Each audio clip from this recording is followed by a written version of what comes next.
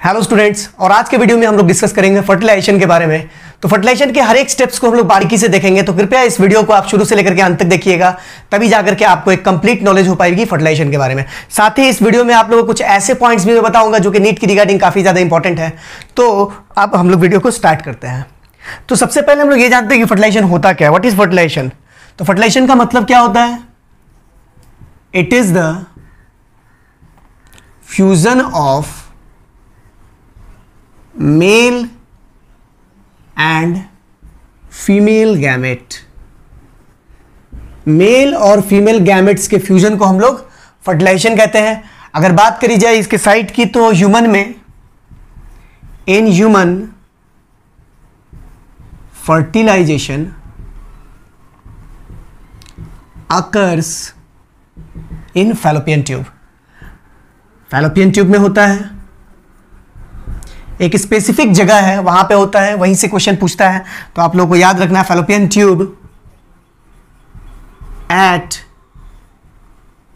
एम्प्यूलरी isthmic junction. तो यही वो जगह है जहां पे फर्टिलाइजेशन का प्रोसेस होता है। तो आपको ये पॉइंट याद रखना है कि फर्टिलाइजेशन एक्चुअली में होता क्या है। तो एम्प्यूलरी इस्थमिक जंक्शन पे। तो बात यहां पे ये आती है कि आखिर यही जगह क्यों, इसी जगह पे क्यों होती है। तो फैलोपियन ट्यूब का आप लोग डायग्राम जानते हैं। तो ये है फैलोपियन ट्यूब, और यहां से ओवरी से ओवम निकलता है, और ये कुछ इस तरीके से होता है। अब चूंकि ओवम नॉन मोटाइल है और स्पर्म मोटाइल है, तो स्पर्म तो इजैकुलेशन के बाद आने के बाद धीरे धीरे वो एसेंट होकर के इस जगह पे चला आता है। लेकिन ओवम जो है वो नॉन मोटाइल होने की वजह से जैसे ही वो ओवम बाहर आता है, तो फैलोपियन ट्यूब में बहुत सारा मोटाइल स्ट्रक्चर होता है, जो कि आप लोग जानते हैं कि ये जो फैलोपियन ट्यूब का जो स्ट्रक्चर है ये एक टिश्यू से बना हुआ है। That is the ciliated epithelium. Ciliated epithelium.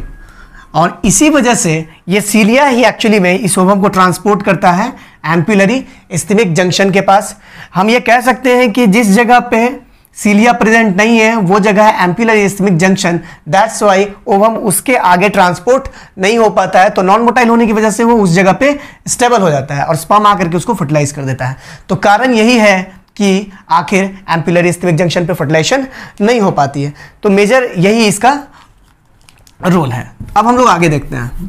Fertilisation को देखने के लिए सबसे पहले हम लोग को यह जानना होगा कि जब कॉपुलेशन होता है, तो कॉपुलेशन के दौरान अप्रॉक्सीमेटली 2 से 2.5 ml या 3 ml सीमेन जो है ये इजैकुलेट किया जाता है in female reproductive tract.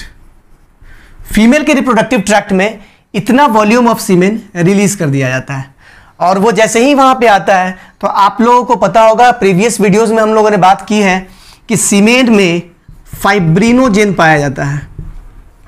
Fibrinogen, ये फाइब्रिनोजेन क्या करता है?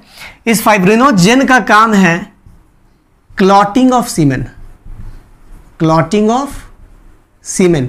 लेकिन ये जो क्लॉटिंग होता है सीमेन का, वो कहां होता है? इन वेजाइना।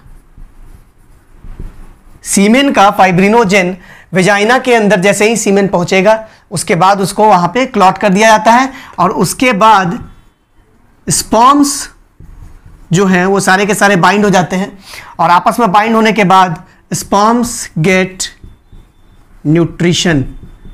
वहां पे स्पर्म को न्यूट्रिशन प्रोवाइड किया जाता है। न्यूट्रिशन क्या होता है आप लोगों को पता ही है कि स्पर्म जो है वो फीड करता है वो फ्रक्टोज पे।